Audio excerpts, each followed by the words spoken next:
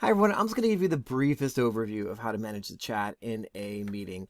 And again, the Zoom resources directly above this give a far more detailed version of this. So let me start a quick meeting. And again, in the pre-meeting settings, you can also toggle chat on and off, and also toggle on and off private messages. But let's say you've got the chat going and I don't know, something inappropriate is happening in the chat. Something that you can do is by clicking here, you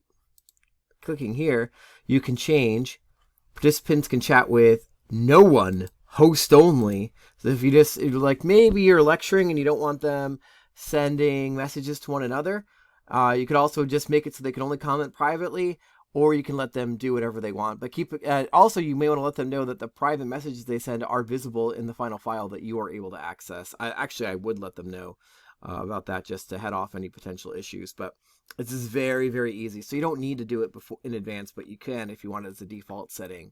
Again, just click here and you can make it so people can only comment publicly, only comment to you, or so that no one can use the chat at all. There you go.